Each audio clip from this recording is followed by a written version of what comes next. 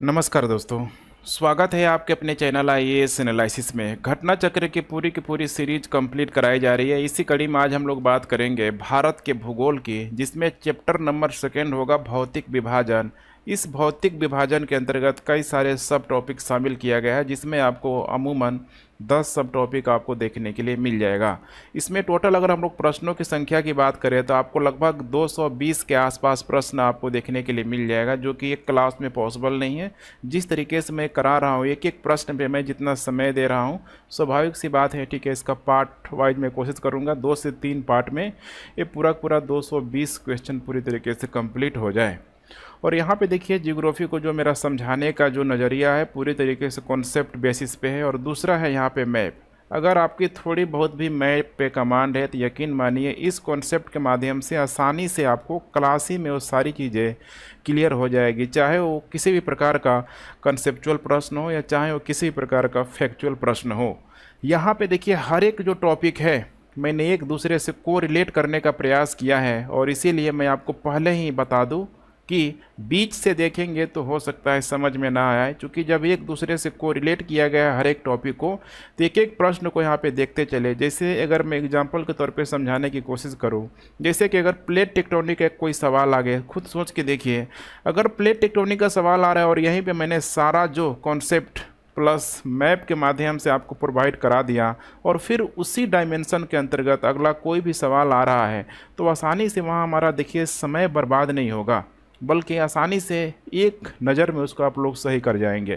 तो ये प्रोसेस में, ठीक है, इस प्रक्रिया में देखिए टाइम लगता है, आपको देना पड़ेगा। कोशिश कीजिए एक एक क्वेश्चन आसानी से, ठीक है, आप लोग धीरे धीरे सब यहाँ पे देखते चले। पूरी तरीके से रैंडमली देखेंगे तो समस्या यहाँ पे हो सकती है, मैं पहले आपको बता दूँ। तो बिल्कुल मेरे साथ बने रहिए। और करेंट अफेयर 2023 का जनवरी से लेके लगभग आपको अगस्त सितंबर तक पूरी तरीके से कवर करा दी जाएगी। जनवरी से लेके जून तक ऑलरेडी लगभग कंप्लीट है, जल्द से जल्द आपको इन्फॉर्मेशन दे दी जाएगी। इसके अलावा देखिए, घटना चक्र की पूरी जो सीरीज है, जितना भी 6 सीरीज है, जैसे हिस्ट्री है, ज्योग्राफी है, पॉलिटी है, इकोनॉमी है, साइंस टेक है, इन्वायरमेंटल इकोलॉजी है, सारे के सारे जो टॉपिक है बिल्कुल इसी वे में कंप्लीट कराई जाएगी।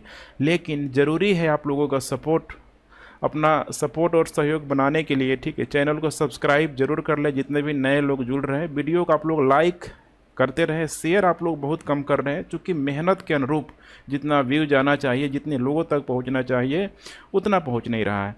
तो अपना आप लोग कंट्रीब्यूशन देते रहे, ताकि हमारा भी मोटिवेशन पूरी तरीके से बना रहे। चलिए हम लोग यहाँ पे बात करते हैं पहला टॉपिक का, जिसका नाम है भारत का प्राकृतिक प्रदेश।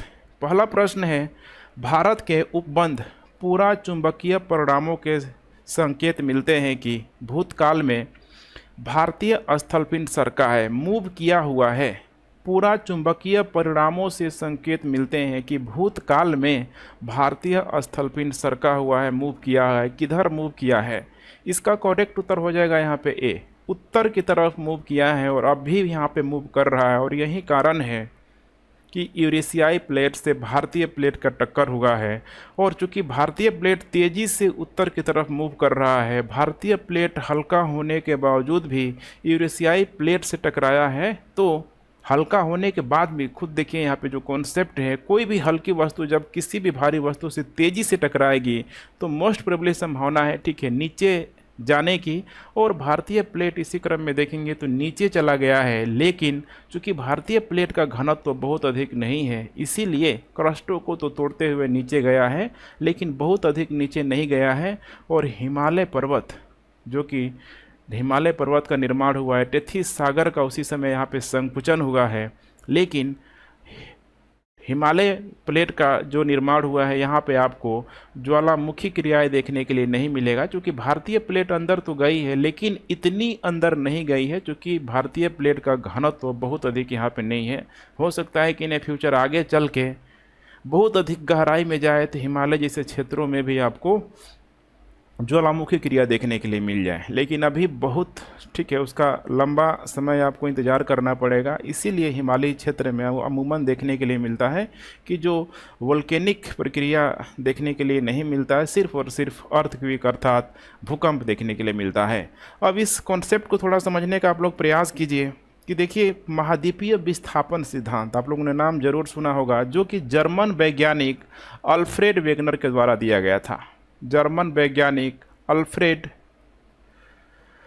वेगनर के द्वारा दिया गया था महाद्वीपीय विस्थापन सिद्धांत। महाद्वीपीय विस्थापन सिद्धांत, इसका वेगनर का यही बोलना था कि अभी भी सारे ही महाद्वीपों को अगर कंप्यूटर की मदद से बिल्कुल उसको अगर एक जगह सिस्टमेटिक कर दिया जाए तो सारे महाद्वीप एक स्थलखंड में पूरी तरीके से यहाँ पे समाहित हो सकता है, जैसे कि आप यहाँ पे इमेज में देख पा रहे हैं। यही वेगनर का कॉन्सेप्ट था कि बिल्कुल यहाँ पे एक हो सकता है, और इसी को आधार बना के वेगनर के द्वारा यहाँ पे महाद्वीपीय विस्थापन का सिद्धांत दिया गया।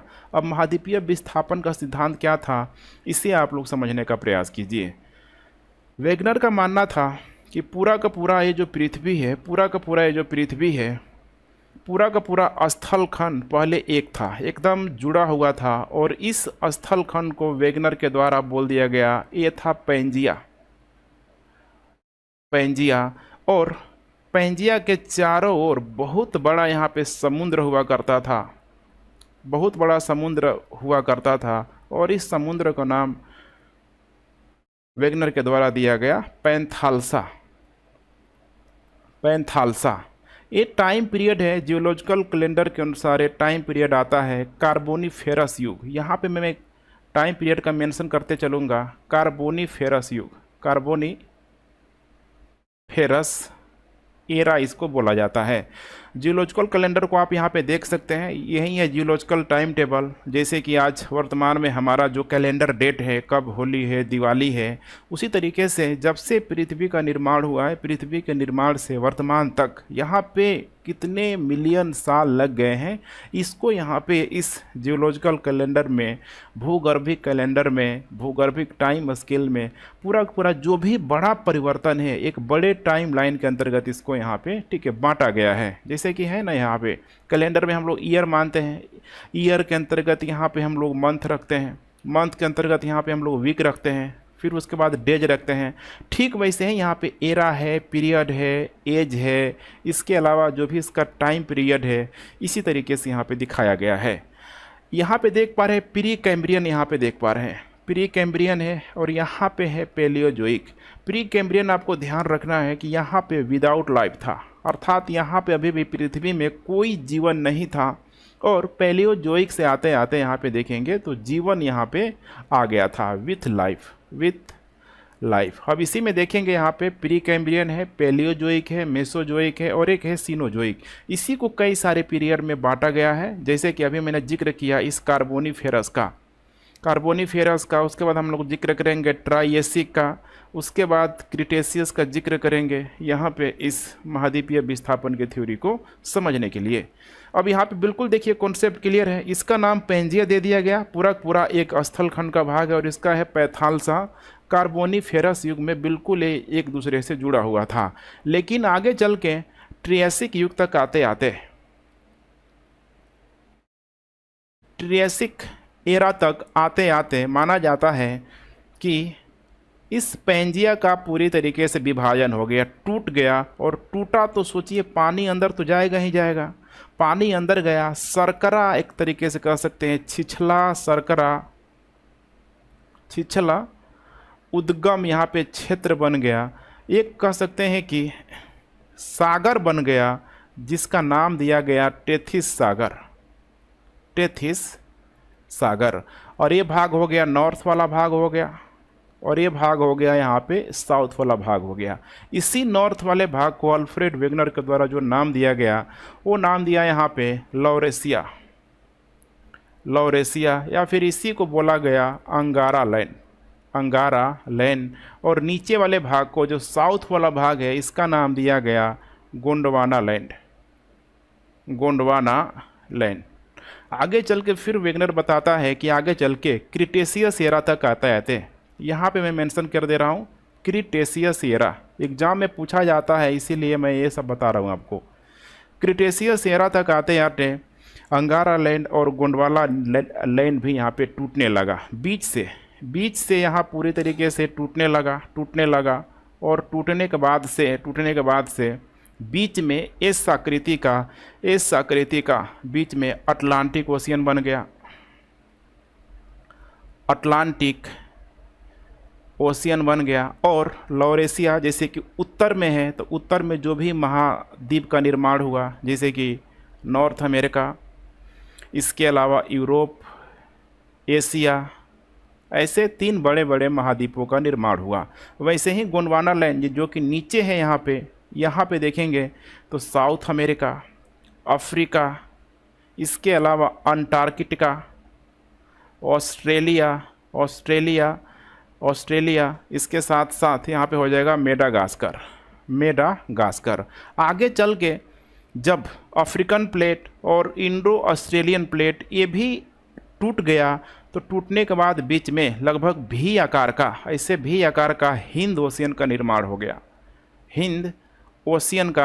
हो गया। और अफ्रीकन प्लेट से देखिए, जब भारतीय प्लेट टूट के तेजी से ऊपर की तरफ मूव करने लगा, और यही प्रश्न पूछा गया था कि भूतकाल में किधर मूव किया, तो भूतकाल में देखिए भारत का जो मूवमेंट उत्तर की तरफ हुआ। अब यहाँ पे था, सोचिए यहाँ पे नीचे, यहाँ भारत को यहाँ पे ले लीजिए, अब उत्तर की तरफ मूव किया।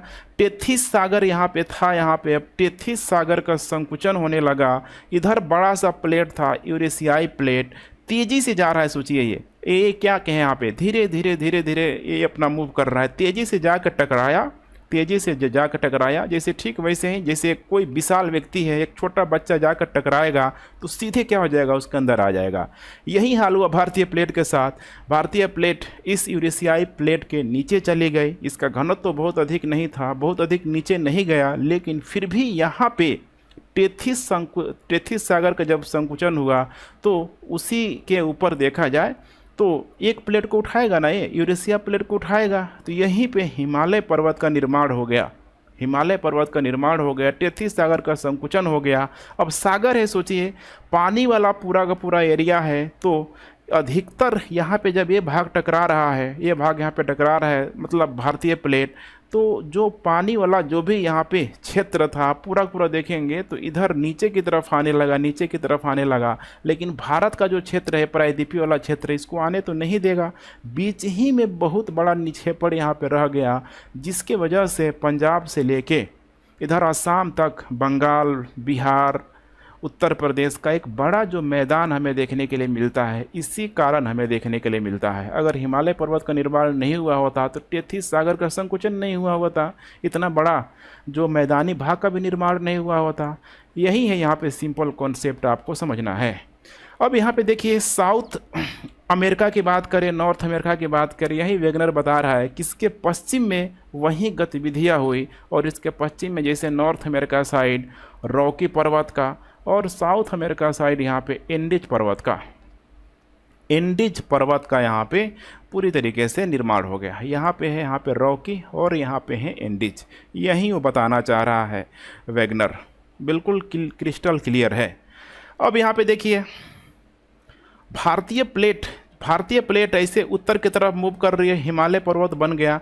अफ्रीकन प्लेट भी तो मूव कर रही है, यूरोपीय प्लेट से जाके टकराई। और यही कारण है कि आल्प्स पर्वत का जो फ्रांस के क्षेत्रों में देखेंगे तो आल्प्स या अल्पाइन भी बोला जाता है उसको, आल्प्स पर्वत का भी वहाँ पे निर्माण हो गया। तो ये कुछ बेसिक कॉन्सेप्ट वाली बातें हैं, यहाँ पे इसको ध्यान रखना है। बार बार यहाँ से प्रश्न पूछे जाने की संभावना रहती है। चलिए अब आइए, अब इस मैप को आप लोग देखिए, ठीक है। एक्चुअली मैप ही है ये, ठीक है, टाइम टेबल के रूप में। इसको मैं आगे चल कर और आसान कर दूंगा, बिल्कुल आसान हो जाएगा आपको, इतना ठीक है माथापच्ची करने की ज़रूरत नहीं पड़ेगी। यहाँ पे देख पा रहे हैं, अब सिंपल सा कॉन्सेप्ट है। 225 मिलियन ईयर एगो पेंजिया ऐसे था, फिर उसके बाद से 150 मिलियन ईयर एगो पहले यहाँ पे देख पा रहे हैं, इसका विभाजन हो गया, टूट गया। बीच में यही है टेथिस सागर, ऊपर है लॉरेशिया अर्थात अंगारा लैंड, नीचे है यहाँ पे गोंडवाना लैंड। उसके बाद से देखिए पर यहाँ पे फिर से टूटना शुरू हुआ, लॉरेशिया भी टूट गया, गोंडवाना लैंड भी टूट गया, और बीच में यहाँ पे क्या बन गया देख पा रहे हैं, ठीक है, अटलांटिक ओशियन बन गया। अब ये खिसकते गया, दूर होते गया यहाँ पे। तो यहाँ पे वर्तमान में कुछ इस टाइप का भारत का जो मैप है।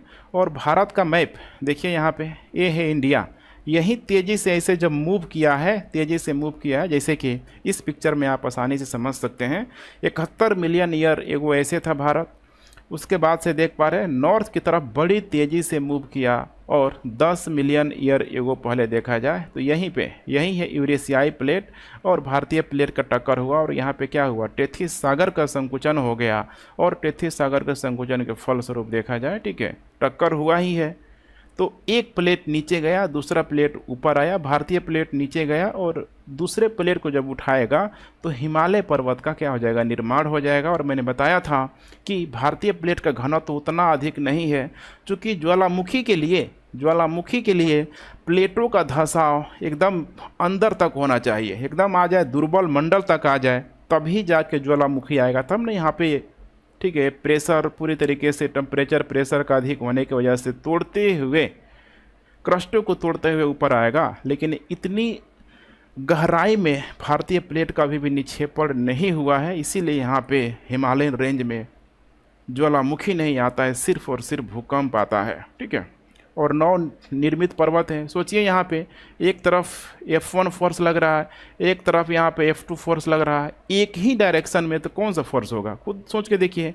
इसी को बोला जाता है संपीड़न हो रहा है, अर्थात कंप्रेशन फोर्स, कंप्रेस्ड हो रहा है, टेंशन नहीं हो रहा है, कंप्रेस्ड हो रहा है। और जब कंप्रेस्ड होगा, 2 फोर्स है यहाँ पे, तो कुछ इस टाइप की संरचना बनेगी कि नहीं बनेगी। इसीलिए हिमालय फोल्डेबल माउंटेन है, फोल्डेबल माउंटेन यहाँ पे है। लेकिन अटलांटिक ओशियन में, खुद देखिए यहाँ पे अटलांटिक ओशियन में एक क्या हो रहा है, यहाँ पे एक दूसरे से क्या हो रहा है, दूर जा रहा है। तो यहाँ पे कंप्रेस्ड फोर्स नहीं लग रहा है, यहाँ पे टेंशन फोर्स लग रहा है, खिंचाव हो रहा है। और खिंचाव होने पे यही कराने के बीच में देखेंगे तो बहुत बड़ा अटलांटिक ओशियन के बीचों बीच कटक बना हुआ है, ध्यान रखिएगा, कटक बना हुआ है जिसकी ऊंचाई बहुत अधिक है, समुद्री कटक। चलिए, भारतीय उपमहाद्वीप मूलतः एक विशाल भूखंड था, जिसे कहते हैं, आसानी से जवाब दे सकते हैं, जिसे कहते हैं, क्या कहते हैं, गोंडवाना लैंड। आप लोग कमेंट करते रहिए, ठीक है, मैं सबका कमेंट देख रहा हूं।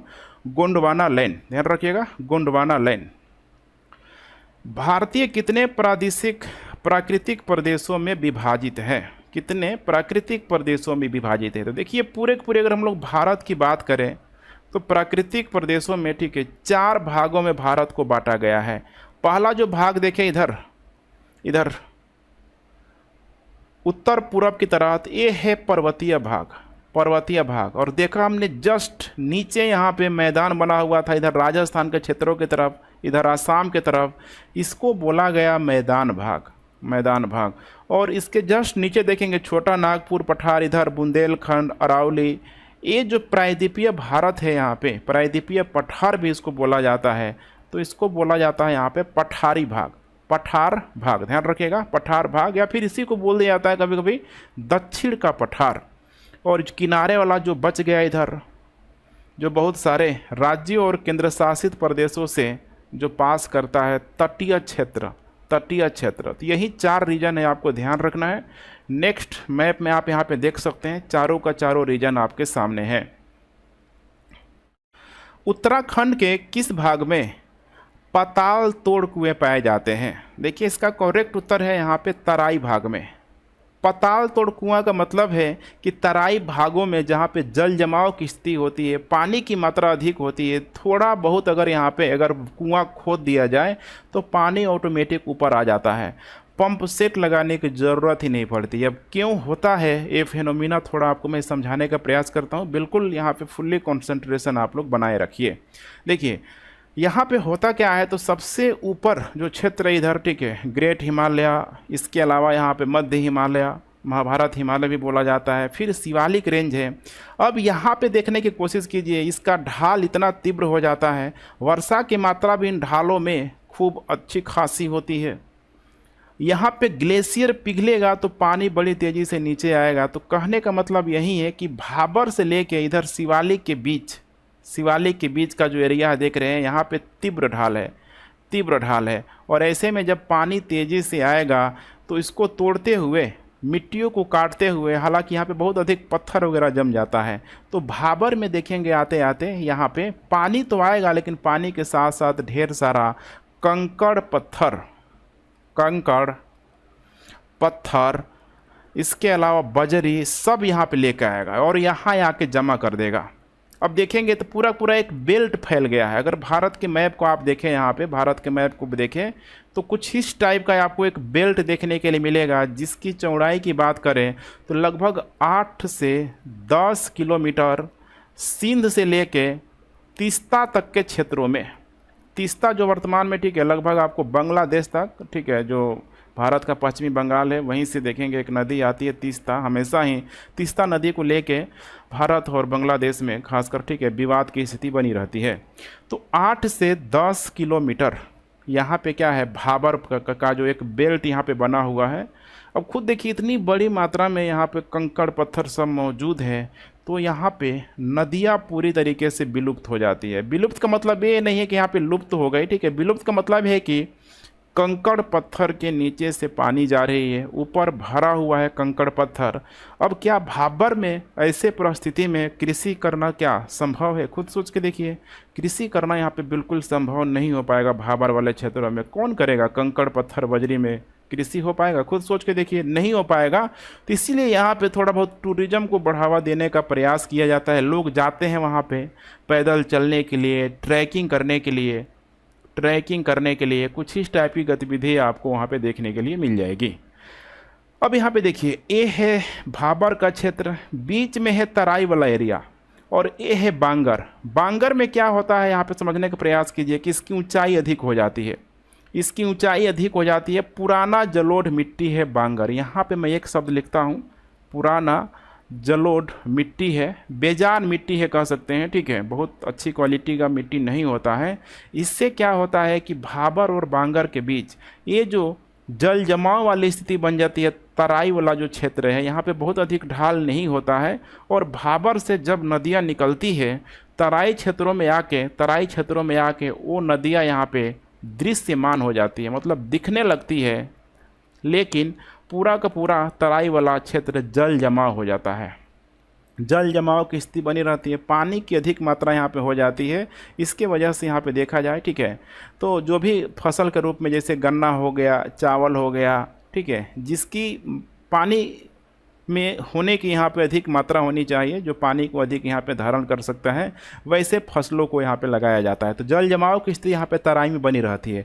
अब यही सोचिए, उत्तराखंड का जो तराई का क्षेत्र है वहीं पे पानी निकाला जा रहा था ना, वहीं पे देखिए, यहाँ पे यही तो था, यहाँ पे पाताल तोड़ कुआं में पानी, कहाँ पे तराई था, तो इसीलिए वहाँ पे क्या निकल रहा है, पानी निकल रहा है। थोड़ा सा गड्ढा खोदा नहीं, पानी अपने आप क्या हो गया, निकलने लगा। जल जमाव की स्थिति बनी हुई है।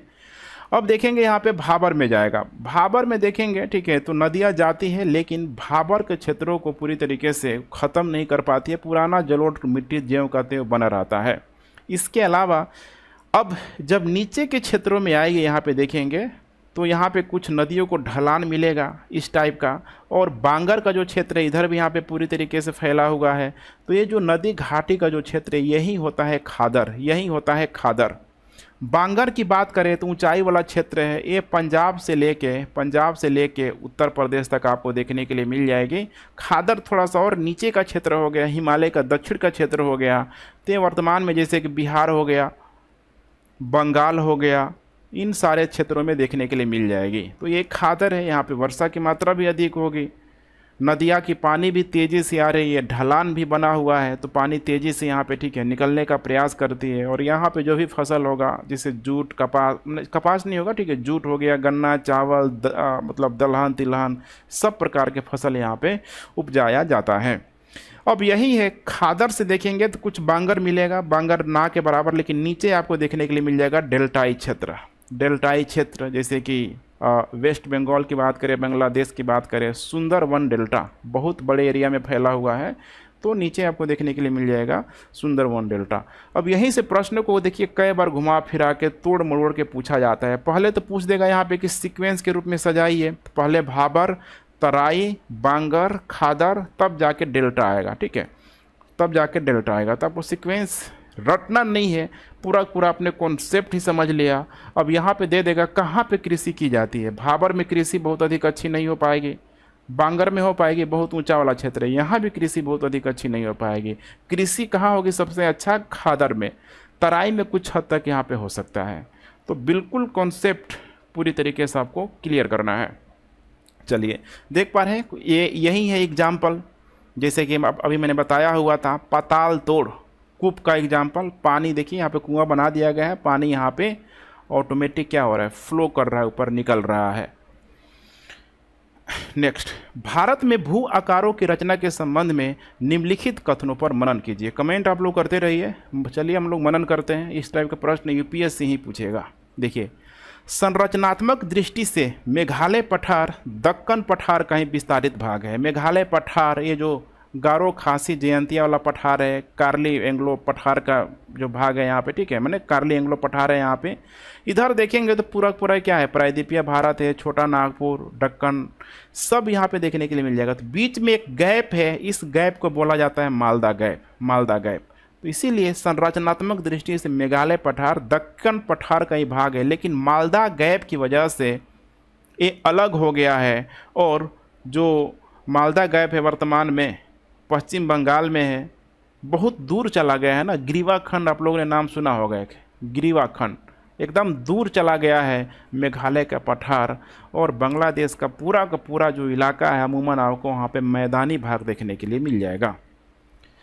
कश्मीरी घाटी की रचना एक सब भिन्नति में हुई है, सब भिन्नति। अब थोड़ा सा मैं समझाने की कोशिश करता हूँ। देखिए इसका निर्माण कैसे होता है। देखिए यहाँ पे बल की बात करें हम लोग तो दो तरह का बल है, एक आंतरिक बल, दूसरा है बाह्य बल। आंतरिक बल की अगर मैं बात करूं, आंतरिक बल की बात करूं यहाँ पे, तो जो भी पृथ्वी के अंदर जो भी, ठीक है, आंतरिक बल यहाँ पे लग रहा है, उसके वजह से बाहर कुछ न कुछ परिवर्तन होगा कि होगा, नहीं होगा, होगा ही होगा। कहीं जोर से भूकंप आ गया तो कहीं का धरती फट गया, कहीं का जमीन यहाँ पे उठ गया। तो आंतरिक बल की वजह से यहाँ पे पटल विरूपण संचलन आपको देखने के लिए मिल जाएगा। पटल विरूपण संचलन। अब पटल विरूपण संचलन क्या है, इसका मतलब सीधा सा मतलब है कि लंबे समय के बाद से यहाँ पे भूपर्पटी की संरचना में परिवर्तन आएगा। लंबे समय के बाद से भूपर्पटी के संरचना में परिवर्तन आएगा। या इसका ये भी एक कारण हो सकता है विवर्तनिकी संचलन होगा तो भी, ठीक है, जो भ्रंश तल होगा वो भी इधर उधर जब मूव करेगा तो उसके वजह से कोई ना कोई ऊपर परिवर्तन देखने के लिए मिल जाएगा। तो लंबे समय के बाद से जो भी परिवर्तन आएगा, जैसे कि यहाँ पे स्थल में पर्वत हो गया, पठार हो गया, झील हो गया, कहीं नदी बन गया, क्या इसको डिगाना इतना आसान है? इतना समय लिया पटल विरूपण के माध्यम से। जब एक बार इसका निर्माण हो गया तो फिर इसको तोड़ना, इसको हटाना बिल्कुल यहाँ पे इम्पॉसिबल टाइप का मामला है। इसीलिए इसको यहाँ पे बोला जाता है समस्थैतिकी।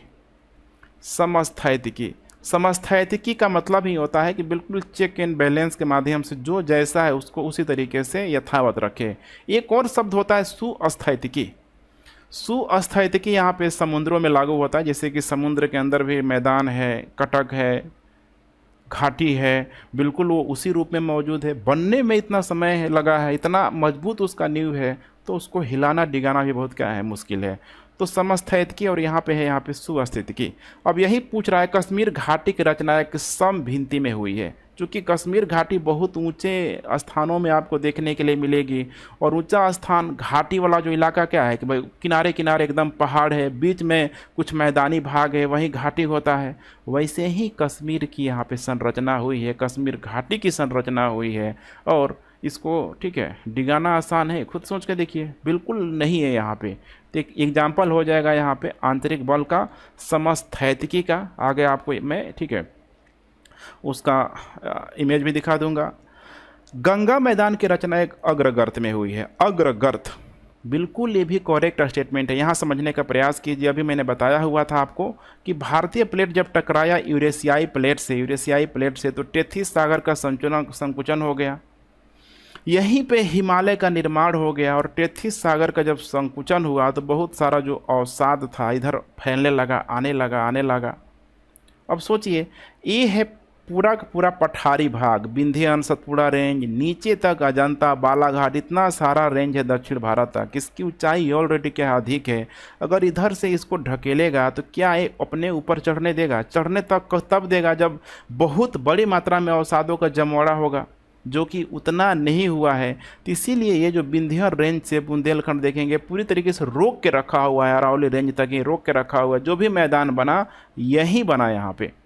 तो पूछ रहा है कि गंगा मैदान की रचना एक अग्रगर्त में हुई है, हुआ है कि नहीं हुआ है? बिल्कुल साफ साफ दिखाई दे रहा है, एक अग्रगर्त में ही यहाँ पे हुआ है। अगर एक गर्त नहीं होता, ढलान नहीं होता, तो तेजी से नदियाँ इधर, ठीक है, बे ऑफ बंगाल में गिर नहीं पाती। आगे चल के जब नदियाँ जो है अपनी अवसादों को, पहाड़ों को काट काट के जब अपने अवसादों को पूरी तरीके से डिपॉजिट करने लगे थे, डिपॉजिट कहाँ हुआ? यही बिहार, उत्तर प्रदेश के मैदानी भागों में डिपॉजिट होना शुरू हो गया। तो ये आपको समझना है, सिंपल सा कॉन्सेप्ट है। हिमालय की उत्पत्ति भारतीय प्लेट, यूरोपीय प्लेट तथा चीनी प्लेट के त्रिकोणीय अभिसरण के फलस्वरूप हुई है। देखिए टेक्टोनिक प्लेट में जो थ्योरी दिया गया है उसमें बड़े बड़े प्लेटों को ही कंसीडर किया गया है।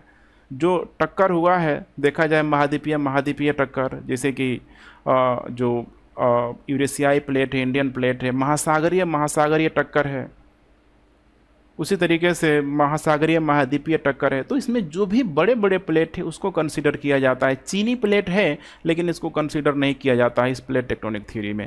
तो चौथा स्टेटमेंट गलत हो जाएगा। करेक्ट उत्तर यहाँ पे सिर्फ और सिर्फ यहाँ पे हो जाएगा ए, 1, 2 और 3, 1, 2 और 3। अब यहाँ पे आप लोग मैप में देख लीजिए, ए है मालदा फॉल्ट, मालदा फोर्ट, इसके वजह से यहाँ पे ये जो मेघालय प्लेट्यू है, ठीक है, ये पूरा जो कार्बी जो एंगलोंग जो प्लेट्यू है सब सेपरेट हो गया है पूरी तरीके से। अब यहाँ पे प्रश्न कई तरीके से बना सकता है, दे देगा कि छोटा नागपुर से अलग हुआ है, दे देगा प्रायद्वीपीय भारत से अलग हुआ है, दे देगा दक्कन पठार से अलग हुआ है। तो यहाँ पे एक ही कारण है, मालदा फॉल्ट। और देख पा रहे हैं यहाँ पे बांग्लादेश, पूरा का पूरा देखेंगे बांग्लादेश ये मैदानी ही इलाका है, लेकिन फिर भी बांग्लादेश में बड़ी मात्रा में बाढ़ आ जाती है।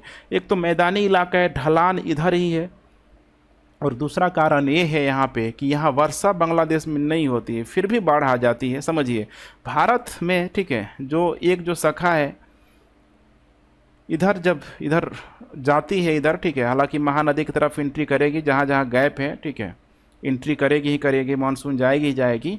लेकिन यहाँ पे जब मानसून बांग्लादेश में जाएगी तो यहाँ पे कोई पठार नहीं है, बांग्लादेश में कोई पहाड़ नहीं है जो बांग्लादेश में बारिश करा दे, वर्षा करा दे, फिर भी बांग्लादेश में बाढ़ आ जाती है। ये सीधे जाएगी और इधर कार्बी एंगलोंग हो गया, मेघालय प्लेटों से टकराएगी, गारो खासी जयंती में ज़बरदस्त देख रहे हैं ना कितना अधिक मात्रा में मानसूनी पवने मॉइस्चर यहाँ पे लिया हुआ है, और सारा जो मॉइस्चर है मेघालय के पठारों में जाके वर्षा कराएगी, गारो खासी जयंतिया में, जैसे मासेनरम जो है, चेरापूंजी है, सब उन्हीं जगहों पे है जहाँ पे वर्षा अधिक मात्रा में होती है।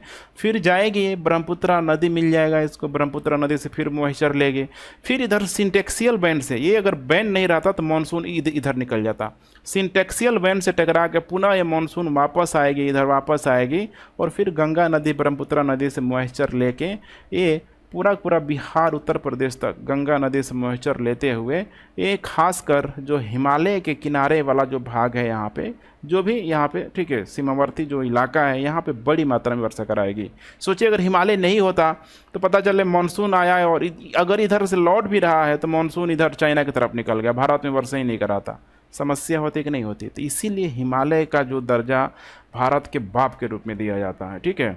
हर तरह से शीत ऋतु में जो यहाँ पे पवनें आती है, साइबेरियन पवनों को ये रोक लेती है, क्योंकि इसकी ऊंचाई ही इतनी अधिक है कि आसानी से उन पवनों को रोक लेती है। अदरवाइज ठंड के दिनों में भारत में टेम्परेचर आपको माइनस में आ जाता, सोचिए हालत ख़राब हो जाता। तो हिमालय हर तरीके से भारत का प्रहरी है, सीमा सुरक्षा को बनाता है, आपको ध्यान रखना है। यहाँ पे है, देख पा रहे हैं, यही है संपन्नति का एग्जाम्पल है, कुछ इस टाइप की संरचना आपको देखने के लिए मिल जाएगी, और ये यहीं बीच में देखेंगे, ठीक है। एग्जाम्पल के तौर पे सीखिए कि कश्मीर जो वैली है पूरी तरीके से बसा हुआ है। हालांकि ये इमेज लिया गया है यहाँ पे छोटा नागपुर पठार का। उसके बाद ये है मैदान बना हुआ है, इधर जो टेक्टोनिक प्लेट जो थ्योरी है यहाँ पे, ये पठारी इलाका है, टेथी सागर का संकुचन हुआ, हिमालय बना, और ये जो मैदान का, ठीक है, अवसादों का निक्षेपण इन्हीं सारे क्षेत्रों में हो गया, और अवसादों का निक्षेपण हिमालय बरसाती नदियों ने पूरी तरीके से कर दिया। निम्न में से कौन सा कथन असत्य है? भौमिकीय दृष्टि से प्रायद्वीपीय क्षेत्र भारत का सबसे प्राचीन भाग है। बिल्कुल करेक्ट स्टेटमेंट है, अभी मैं सब समझाऊंगा। हिमालय विश्व में सबसे नवीन वलित फोल्डेड पर्वतों का प्रदर्शित करता है। मैंने बताया था अभी, एक फोर्स इधर एक फोर्स इधर, बीच में कैसे होगा, इसी टाइप का संरचना बनेगा, ऐसे ऐसे, ठीक है, क्योंकि यहाँ के कंप्रेस्ड फोर्स लग रहा है, फोल्डेड माउंटेन ही बनेगा। और कैसा है, वलित है, ध्यान रखिएगा, वलित है। भारत के पश्चिमी समुद्र तट का निर्माण नदियों का जमाव क्रिया द्वारा हुआ है। अब देखिए यहाँ पे भारत का जो पश्चिमी जो समुद्र तट है, यहाँ पे पूरा पूरा देखेंगे, ये जो पश्चिमी जो भाग ही है, पठारी इलाका है, तो यहाँ पे नदियों का जमाव यहाँ पे हो पाएगा। सारी जो नदियाँ, बड़ी बड़ी जो नदियाँ, गोदावरी नदी, कृष्णा नदी, कावेरी नदी, ये पश्चिम के भागों से निकल के पूरब के भागों में यहाँ पे क्या कर रही है, गिर रही है। ये इधर डेल्टा वाला भाग बना रही है, तो सी यहाँ पे क्या हो जाएगा, गलत हो जाएगा, सी गलत हो जाएगा। अब इसका कारण क्या है, नदियों का जमाव क्रिया द्वारा हुआ है, देखिए, ठीक है। इसका सबसे बड़ा कारण है विवर्तनिकी संचलन। इसको समझने का प्रयास कीजिए। विवर्तनिकी संचलन, देखिए विवर्तनिकी जब संचलन होगा तो दो तरीके का क्रियाकलाप आपको देखने के लिए मिल जाएगा। दो तरीके का कह सकते हैं एक्टिविटी। एक तो है यहाँ पे वर्टिकल एक्टिविटी, वर्टिकल, और दूसरा यहाँ पे हो जाएगा हॉरिजॉन्टल। एकदम ध्यान से समझिए, हॉरिजॉन्टल। वर्टिकल एक्टिविटी के तहत यहाँ पे जो स्थलाकृति होगा, जैसे कि इसी को बोला जाता है या तो उत्थान होगा। सपोज करिए समतल भाग है, नीचे से अगर कोई फोर्स लग रहा है, ऐसे ऐसे ऐसे लग रहा है, तो कोई भाग क्या हो जाएगा, इसका उठ जाएगा, कोई भाग धंस जाएगा, तो उत्थान यहाँ पे बोला जाता है इसे। ये उत्थान हो गया, और नीचे जो आया है ये क्या हो गया, निमज्जन हो गया। ये उत्थान और ये हो जाएगा यहाँ पे निमज्जन। तो यही उत्थान और निमज्जन कटा फटा पश्चिम भाग का जो समुद्री तट है, बंदरगाहों के लिए बहुत ही बड़ी मात्रा में, ठीक है, अनुकूल है यहाँ पे। इसीलिए पश्चिमी तटों पे आपको बड़ी मात्रा में प्राकृतिक बंदरगाह भी देखने के लिए मिलेगा, ये भी एक कारण है। उसके बाद है हॉरिजॉन्टल। इसके वजह से देखेंगे तो पर्वतों का निर्माण होता है। पर्वतों का यहाँ पे निर्माण होते हुए आपको दिखाई देगा, और पर्वतों का भी यहाँ पे निर्माण होगा तो दो तरीके से। एक तो होगा यहाँ पे संपीड़न लगेगा, संपीड़न बल, कंप्रेस्ड फोर्स, और दूसरा यहाँ पे टेंशन फोर्स भी लगेगा, टेंशन फोर्स, ठीक है, तनाव मूलक बल भी लगेगा। चलिए, भारत में गोंडवाना शिलाओं में कोयला का बृहत्तम भंडार है, बिल्कुल सही है यहाँ पे। अब आइए थोड़ा इसको मैं समझाने का प्रयास करता हूँ, और सिर्फ इसी को नहीं समझाऊंगा, आगे जो मैं कॉन्सेप्ट अभी मैं आपको देने वाला हूँ, कई सारे प्रश्न उससे भी यहाँ पे सॉल्व हो जाएगा। देखिए यहाँ पे इसको बोला जाता है यहाँ पे जियोलॉजिकल कैलेंडर के अनुसार क्रोन। क्रोन का सिंपल सा मतलब है यहाँ पे एरा के रूप में आप इसे समझ सकते हैं, एरा के रूप में समझ सकते हैं, एकदम बिल्कुल आसान भाषा में। देखिए शुरुआत होता है यहाँ पे एजोइक से। एजोइक, एजोइक का मतलब है यहाँ पे विदाउट लाइफ, अर्थात अभी तक पृथ्वी में कोई लाइफ नहीं था। विदाउट लाइफ, रीढ़ विहीन जीव जंतु, शैवाल वगैरह कुछ नहीं था। वोल्केनिक प्रोसेस वगैरह सब हो रहा था खतरनाक तरीके से, जीव वगैरह यहाँ पे कुछ नहीं आया था, ठीक है। यहाँ पे देखेंगे तो आपको कुछ एरा आपको इसके अंतर्गत भी देखने के लिए मिल जाएगा। पीरियड के रूप में आप इसे समझ सकते हैं, जैसे कि आर्कियन हो गया, आर्कियन। एक हो जाएगा यहाँ पे प्री कैम्ब्रियन, प्री कैम्ब्रियन, ठीक है, ये आपको देखने के लिए मिल जाएगा। दूसरा है यहाँ पे इम्पोर्टेंट फेनरोजोइक, और जोइक दूसरा है यहाँ पे फेनरोजोइक। फेनरोजोइक का मतलब है कि यहाँ से धीरे धीरे शैवाल वगैरह, रीढ़ विहीन जीव जंतु, मछली वगैरह सब यहाँ पे आ गया था सब, ठीक है, मतलब आ गए थे सब without life, sorry with life है ना, यहाँ पे विथ लाइफ यहाँ पे शुरू हो गया था। जीव जंतु पृथ्वी में, ठीक है, धीरे धीरे बनना यहाँ पे शुरू हो गया था सब। अब इसको हम लोग कुछ भागों में बांट देते हैं, जैसे कि नंबर 1 है पेलियोजोइक, पेलियोजोइक। दूसरा है यहाँ पे मेसोजोइक, तीसरा है सेनोजोइक, चौथा है यहाँ पे नियोजोइक, नियोजोइक, ठीक है। अब इसके अंतर्गत बहुत सारा पीरियड होगा, आसानी से आप लोग समझ सकते हैं। अब देखिए यहाँ पे विदाउट लाइफ में ही देखा जाए, यहाँ पे विदाउट लाइफ मतलब जो लाइफ है, यहीं पे आर्कियन संरचना का निर्माण हुआ है। आर्कियन संरचना का निर्माण हुआ है, और आर्कियन संरचना जब धीरे धीरे धंस गया, धीरे धीरे उसमें अवसादों का जब निक्षेपण होने लगा तो फिर ये धारवार संरचना का निर्माण हुआ है। धारवाड़। और धारवाड़ संरचना का निर्माण जो हुआ बड़े मात्रा में देखा जाए कर्नाटक के क्षेत्रों में हुआ, इसीलिए कर्नाटक एक डिस्ट्रिक्ट के नाम पे धारवाड़ संरचना यहाँ पे रखा गया है। खुद सोचिए यहाँ पे विदाउट लाइफ है यहाँ पे, और ये जो संरचना का निर्माण हो रहा है अधिकतर मात्रा में देखा जाए तो वोल्केनिक प्रोसेस के तहत ही निर्माण हो रहा है। तो इसीलिए आपको क्या यहाँ पे जीवाश्म दिखाई देगा। खुद सोचिए यहाँ पे जीवाश्म का पूरी तरीके से क्या है, अभाव है, जीवाश्म का अभाव है। लेकिन यहाँ पे धातु और अधातु जैसे खनिज संसाधनों की बड़ी मात्रा में प्रचुरता है। सोना कर्नाटक में, ठीक है, धारवाड़ का ही क्षेत्र है। सोना के साथ साथ हीरा का भी है। इधर झारखंड का जो, ठीक है, छोटा नागपुर का पठार है, इधर भी आपको देखने के लिए मिल जाएगा। तो यहाँ पे इतना वो कॉम्प्लेक्स है, उसकी संरचना जटिल है कि उसका दोहन करना इतना आसान नहीं है। हिमालयन पहाड़ों को खोदना आसान है, नया नया है, जाइए, ठीक है, मतलब यहाँ पे कुदाल वगैरह लेके खोदना शुरू कर दीजिए, कुछ मजबूत धातु। लेकिन यहाँ पे आप नहीं खोद सकते हैं, पूरा का पूरा क्या है, चट्टान है। बहुत समस्या होता है इसका दोहन करने में। आर्कियन देखिए पा रहे, एक लेयर, ये धसा धसा धसा ऊपर क्या आ गया, धारवाड़ आ गया। अब धारवाड़ के ऊपर फिर से एक लेयर बनना शुरू हो गया, और उस लेयर को बोला गया, उस लेयर को यहाँ पे बोला गया कुडप्पा संरचना। एकदम ध्यान से देखते चलिए, कुडप्पा संरचना। अब लेयर बन गया, तीन तीन लेयर बन गया, इसीलिए कुडप्पा संरचना को परतदार संरचना भी बोला जाता है। परतदार संरचना भी इसको बोला जाता है। यहाँ पे संभावना होती है, ठीक है, परतदार चट्टानों में देखेंगे तो बड़ी मात्रा में खास कर देखा जाए तो यहाँ पे चूना पत्थर वगैरह आपको देखने के लिए मिल जाएगा, क्योंकि लेयर बना हुआ है, थोड़ा बहुत दोहन करना भी आसान है। कुडप्पा आंध्र प्रदेश में एक डिस्ट्रिक्ट है, उसी डिस्ट्रिक्ट में बड़े मात्रा में फैला हुआ है, इसीलिए इसका कुडप्पा नाम रख दिया गया। अब यहाँ पे समझिए आप लोग, अब चौथे नंबर का है विंध्यन। ध्यान रखिएगा, विंध्यन। और विंध्यन का जो निर्माण हुआ है एक तरीके से देखा जाए प्री कैम्ब्रियन के लास्ट एरा में, पेलियोजोइक के शुरुआती एरा में। तो दोनों को मैं यहाँ पे कंबाइन कर रहा हूँ यहाँ पे, और मैं लिख रहा हूँ विंध्यन।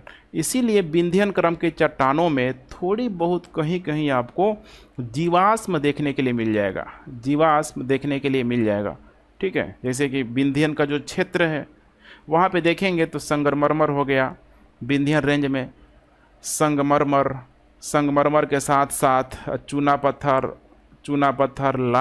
लाल पत्थर,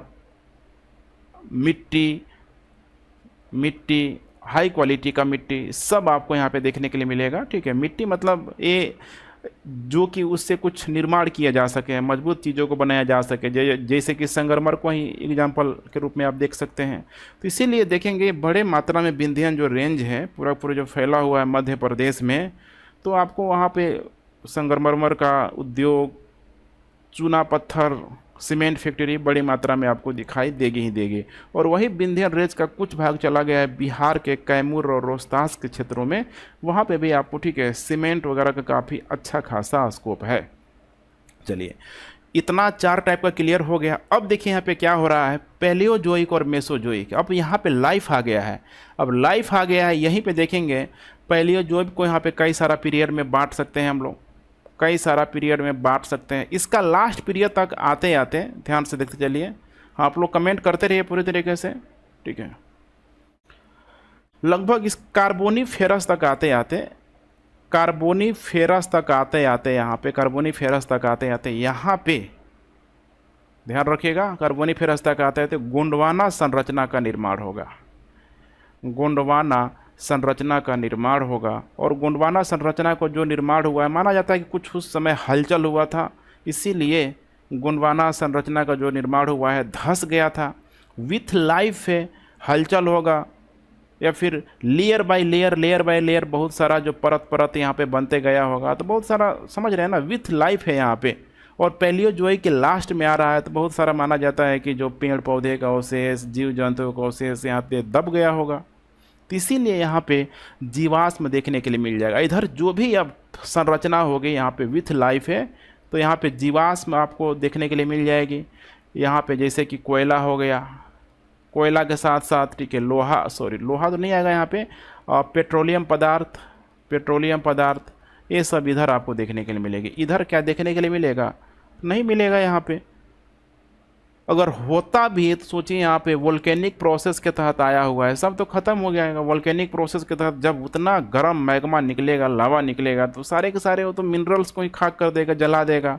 हाँ, इसमें धातु और अधातु रहेगा, तो ठंडा होने के बाद से पूर्णतः अपने रूप में आ जाएगा। कोयला तो जल ही जाएगा, ठीक है, पेट्रोल भी जल जाएगा, वो तो और ख़तरनाक है।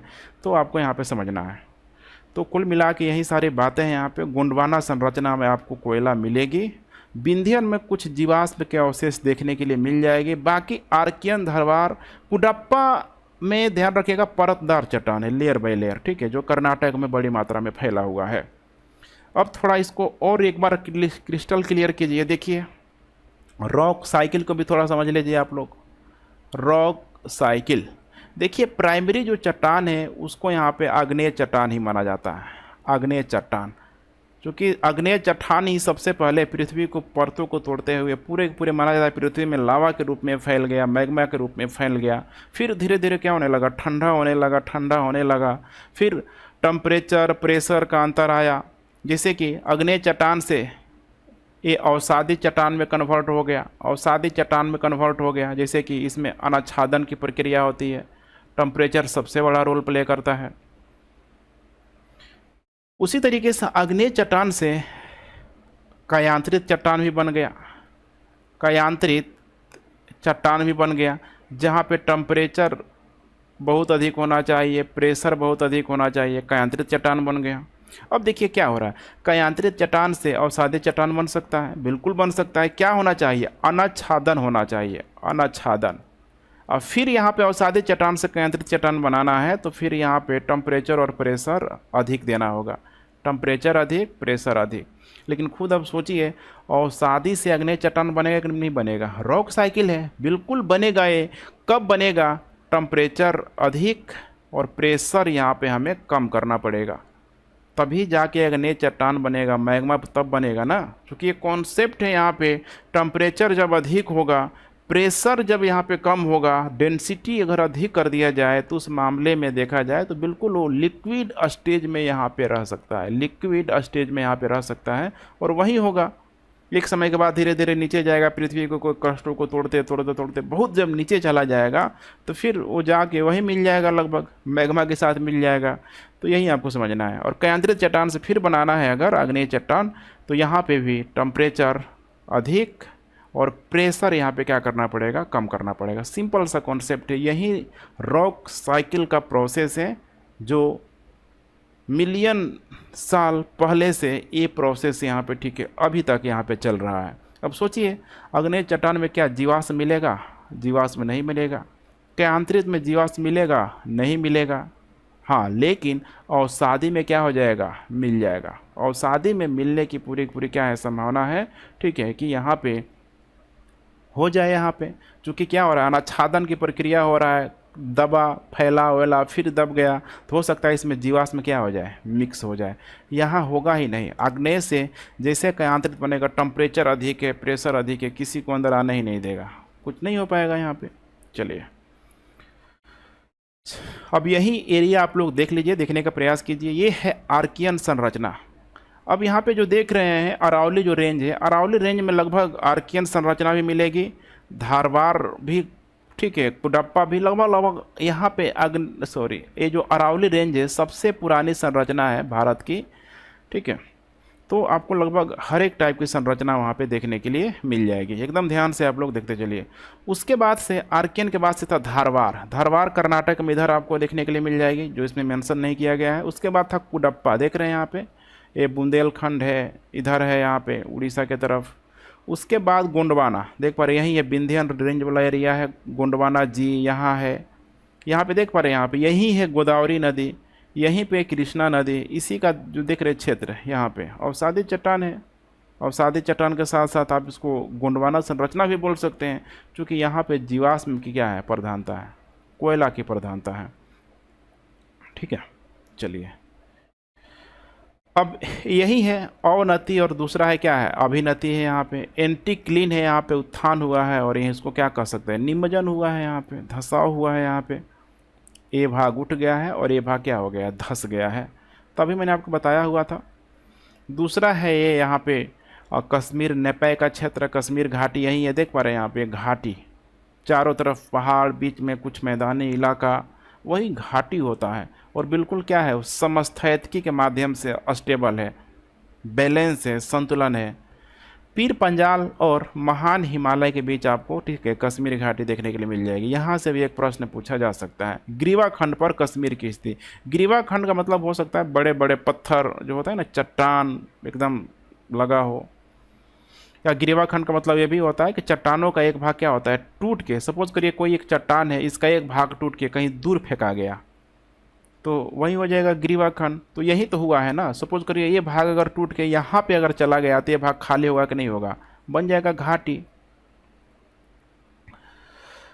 चलिए अब नेक्स्ट देखिए, सूची 1 को सूची 2 के साथ सुमेलित कीजिए, सुमेलित करना है आप लोगों को। चलिए पहले है दक्कन ट्रैप, पश्चिम घाट, अरावली, कमेंट जरूर कीजिए। और उसके बाद है नर्मदा ताप्ती जलोढ़ निक्षेप। सबसे पहले आप लोग यही कोशिश कीजिए कि पुरानी संरचना देखिए कौन है इसमें से। पुरानी जो संरचना है मैंने बताया था आपको अरावली, अरावली का टाइम पीरियड हो जाएगा प्री कैम्ब्रियन, प्री कैम्ब्रियन। अगर अरावली की हम लोग उम्र की बात करें तो 570 मिलियन साल पहले, एज्यूम करिए 570 मिलियन साल पहले अरावली पर्वत का उम्र है, माने उतना आज से, ठीक है, पहले ये हुआ था 570 मिलियन साल पहले।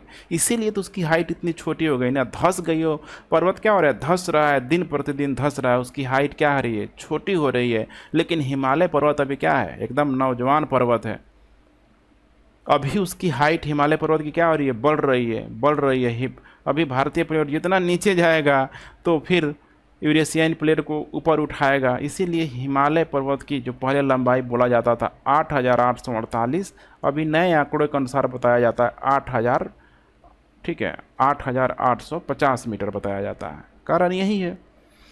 अब चलिए उसके बाद से देखिए अरावली के बाद कौन आएगा यहाँ पर, डक्कन ट्रैप आ जाएगा। डक्कन ट्रैप देखा जाए तो क्रिटेशियस उसी समय का आदि नूतन है। उसके बाद यहाँ पे आ जाएगा पश्चिमी घाट का, पश्चिमी घाट का देखा जाए तो उत्तर नूतन हो जाएगा। और नर्मदा ताप्ती यहाँ पे हो जाएगा, ठीक है, अत्यंत नूतन, अत्यंत नूतन। तो आसानी से आप मैच कर सकते हैं, ए का 3 बी का 1, ए का 3 बी का 1, ऐसा एक ही ऑप्शन है, करेक्ट उत्तर हो जाएगा यहाँ पे बी। चलिए ये बार बार देखते रहिए, आप लोग देख पा रहे हैं प्री कैम्ब्रियन, पेलोजोइक है, पेलियोजोइक है, सेनो मेसोजोइक है, उसके बाद है सेनोजोइक। अब यही है इसका पीरियड है। देखिए प्री कैम्ब्रियन में यहाँ पे सब दिया है ना, आर्कियन दिया हुआ है, प्रोटो, ठीक है, सॉरी, ठीक है, प्रोटोजोइक है यहाँ पे। इसके अलावा यहाँ पे पेलियोजोइक में देख पा रहे कैम्ब्रियन है, ऑर्डोविशियन है, सिलूरियन है, डेवोनियन है, कार्बोनिफेरस है, पर्मियन है। मेसोजोइक में यहाँ पे ट्रायसिक है, जुरासिक है, क्रिटेशियस है। उसके अलावा यहाँ पे जो देख रहे हैं सेनोजोइक को 2 भागों में बांटा गया है, जो कि अभी वर्तमान जो पीरियड चल रहा है इसको भी 2 भागों में बांट दिया गया है, टर्सरी और एक है क्वार्टनरी। टर्सरी और दूसरा है क्वार्टनरी। टर्सरी में देख पा रहे हैं यहाँ पे Palaeocene, Eocene, Oligocene, Miocene, Pliocene, Pleistocene, Holocene. सब आपको ये ध्यान रखना है, याद नहीं करना है, फिर मैं बता रहा हूँ, याद नहीं करना है आपको। चलिए केरल का कुटनाड किसके लिए प्रसिद्ध है। देखिए केरल का जो कुटनाड जो प्रसिद्ध है, भारत का न्यूनतम ऊंचाई वाला क्षेत्र है, ये चर्चा में रहता है, न्यूनतम ऊंचाई वाला क्षेत्र है। और न्यूनतम ऊंचाई वाला जब क्षेत्र है, इतना मैंने समझ सकते हैं ना, लोवेस्ट रीजन ऑफ इंडिया है यहाँ पे। तो यहाँ पे कृषि गतिविधियाँ हो गया, इसके अलावा पशुपालन हो गया, एक खूब बड़ी मात्रा में होता है। कृषि तो इतना यहाँ पे ज़बरदस्त होता है, सतत कृषि के रूप में समझ सकते हैं कि इसको चावल का कटोरा भी बोला जाता है, चावल का कटोरा। उत्तर बिहार में देखा जाए, उत्तर प्रदेश में देखा जाए तो एक सीजन में किसान लोग एक ही फसल को यहाँ पे चावल का उपजा पाते हैं, लेकिन वहाँ पे देखेंगे तो 2 से 3 फसल साल भर में लोग उपजा लेता है। चावल बहुत बड़ी मात्रा में होता है। इनकी जो कृषि प्रक्रिया को देखते हुए खाद्य एवं कृषि संगठन के द्वारा, खाद्य एवं कृषि संगठन के द्वारा इनको एक नया कह सकते हैं कि मतलब जो होता है ना, प्रोत्साहित करने के लिए दिया गया था इनको, ठीक है, GIAHS इसको बोला जाता है यहाँ पे ग्लोबल ग्लोबल, इम्पोर्टेंट, एग्रीकल्चर, इसके अलावा हेरिटेज, इसके अलावा जाएगा सिस्टम। तो यहाँ पे दिया गया था वैश्विक महत्वपूर्ण वृद्धि प्रणाली, इसको घोषित किया गया था कुटानाट को, पूछा जा सकता है। नेक्स्ट, निम्नलिखित में से कौन सा मरुस्थल क्षेत्र है? सिंध क्षेत्र, गंगा, असम, मध्य भारत। कमेंट कीजिए आप लोग, मैं देखता हूँ कितने लोग सही कर रहे हैं। देखिए यहाँ पे बहुत अच्छा सवाल है, ठीक है। देखिए सिंध क्षेत्र है यहाँ पे, करेक्ट उत्तर हो जाएगा सिंध क्षेत्र। गंगा क्षेत्र में मरुस्थल आएगा, असम में भी नहीं आएगा, मध्य भारत में पूरा पूरा पठार है, कैसे आएगा? देखिए सिंध क्षेत्र में क्या होता है, यहाँ पे मैप में समझने की कोशिश कीजिए। ये है सिंधु नदी, सिंधु नदी का जो अपवाह एरिया है देख पा रहे बहुत बड़ा है, और इसी के किनारे ये जो क्षेत्र है, जो थार मरुस्थल है, थार डेजर्ट है, जो कि भारत और पाकिस्तान दोनों में फैला हुआ है, लगभग 2 लाख वर्ग किलोमीटर के दायरे में, 2 लाख वर्ग किलोमीटर के दायरे में पूरी तरीके से फैला हुआ है। तो पाकिस्तान के क्षेत्रों की तरफ ये लोग सिंधु नदी के माध्यम से इस क्षेत्रों में कृषि करने का ये लोग प्रयास करता है। तो इसीलिए करेक्ट उत्तर हो जाएगा यहाँ पे सिंध क्षेत्र। निम्नलिखित में से कौन सा जिला धारवाड़ भू स्तरीय रचने वाला नहीं है? अब धारवाड़ क्षेत्र याद करिए, धारवाड़ क्षेत्र, धारवाड़ भू स्तरीय रचने वाला नहीं है। अर्थात धारवाड़ क्षेत्र में क्या मिलेगा यहाँ पे? धातु प्लस अधातु मिल जाएगा। बीपीएससी के प्रश्न पूछा गया है। देखिए मुंगेर है, जमुई है, नवादा है, रोहतास है। रोहतास मैंने बताया था विंध्यन का इफेक्ट वहाँ पे अधिक है, विंध्यन संरचना है रोहतास कैमूर में। तो करेक्ट उत्तर हो जाएगा बी। यहाँ पे आप लोग मैप में देखने का प्रयास कीजिए, यही है। इधर हो जाएगा कैमूर, इधर हो जाएगा ठीक है जमुई, इधर नीचे जमुई, इधर नवादा। ये पूरा जो रीजन है आपको बिहार का, यहाँ पे आपको देखने के लिए मिल जाएगा। जैसे कि धातु और अधातु, जैसे खनिज, जैसे बिहार में भी लोहा है कि नहीं, लोहा के साथ साथ सोना सब मिलता है, लेकिन कम मात्रा में मिलता है। नीचे छोटा नागपुर का पठार है जो बहुत मिनरल्स रिच है, जो भारत से क्या हो गया, सेपरेट हो गया। यहीं से आपको सोन नदी पास करते हुए नजर आएगी, पटना मिलेगी। और ये है रोहतास का क्षेत्र, और ये है कैमूर का क्षेत्र, जो कि ये विंध्यन रेंज, जब मैंने बात ही कर दिया सोन नदी की जो विंध्यन रेंज के अमरकंटक पर्वतों से हो के इधर रोहतास होते कहाँ मिलती है? पटना में मिलती है। तो ये इलाका है किसका? विंध्यन रेंज का। तो इसीलिए बिहार में रोहतास और कैमूर में सीमेंट जैसी फैक्ट्रियों को बढ़ावा दिया जा सकता है। ऊपर देख पा रहे टर्शियरी रॉक, सबसे पहले ये बना इधर, उसके बाद से तब बना क्वार्टनरी रॉक। अब ये है बीच से यहाँ पे गंगा नदी।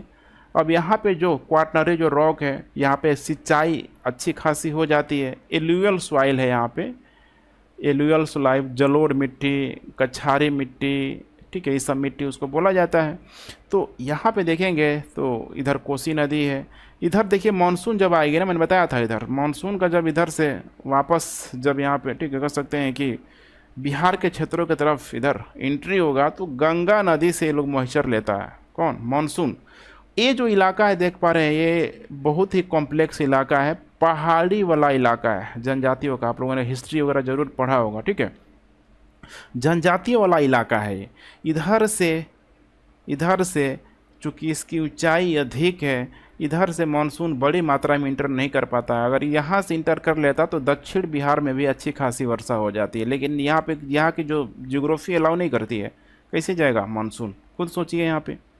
इसीलिए मानसून जाएगी इधर, तो गंगा नदी से मॉइस्चर लेके अधिकतर मात्रा में ये जो तटवर्ती इलाका है, जो तटवर्ती नहीं बोलेंगे, किनारे वाला जो इलाका है, यहाँ पे बड़ी मात्रा में वर्षा कराएगी। और बहुत सारी नदियाँ हैं इधर, गंडक नदी, कमला, बागमती, सोन, सब जो बड़ी बड़ी जो नदियाँ हैं देखेंगे तो उत्तर भारत को ही सिंचित करता है। इसीलिए बोला जाता है उत्तर भारत बाढ़ से परेशान, दक्षिण भारत सूखा से परेशान। यहाँ पे इतनी अच्छी मिट्टी होने के बावजूद भी यहाँ पे बहुत अधिक कृषि हो नहीं पाती है। कारण यही है, ये पठारी इलाका है। यहाँ से अगर नदी, कुछ बड़ी बड़ी नदियाँ अगर होती तो इसको भी सिंचित कर देती, लेकिन ऐसा होता नहीं है, ठीक है।